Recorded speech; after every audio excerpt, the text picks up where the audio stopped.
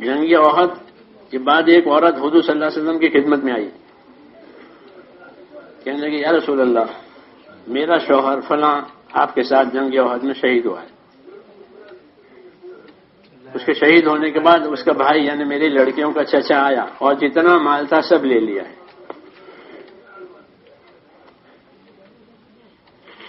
کیوں بھائی سو رہے سن رہے ہو؟ حقوق کی تبلیغ ہے، یاد رکھو۔ تبلیغ کس کی؟ وہ تبلیغ اصل ہے، حق پہچانے، حق ادا کرے، پھر کوئی جھگڑا نہیں ہوگا، سب بھائی ہو جائیں گے۔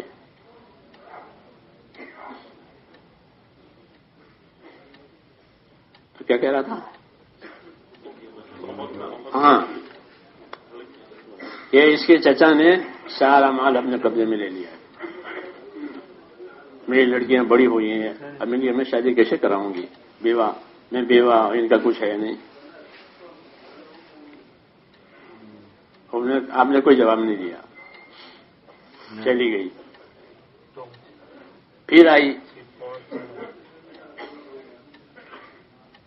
یا رسول اللہ یہ مسئلہ ہے۔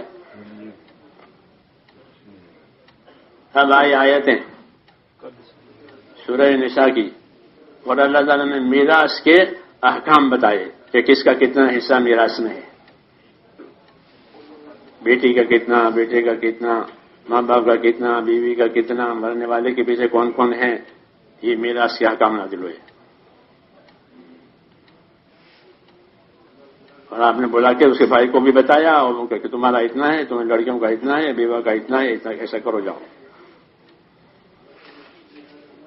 یہ حقوق مال میں،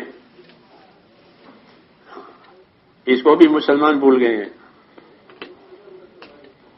کہ بہنوں کا حصہ دیا، بیٹیوں کا حصہ دیا یا نہیں دیا۔ یہ نہیں دیا ہے تو پھر آخرت میں جانا پڑے گا، پھر سب چلے جائیں گے، عمرے بھی چلے جائیں گے اور حج بھی چلی جائے گی۔ ہاں الحمدللہ یہ کام جو شروع ہوا تبلیغ کا، مولانا الیاس صاحب کے یہ دل میں تھا کہ میں چاہتا ہوں کہ میراث کے احکام بھی میوات میں جاری ہو جائیں، لیکن ان کی زندگی نے وفاداری نہیں کی، چھپا ہوا ہے ملفوظ ان کا۔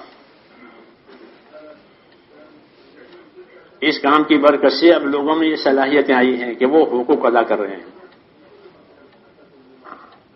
کہ ہمارے باپ کا انتقال ہوا اور ہماری اتنے بہنیں ہیں، اتنے بھائی ہیں، اس لیے شریعت جو کہتی ہے وہ کرنا ہے۔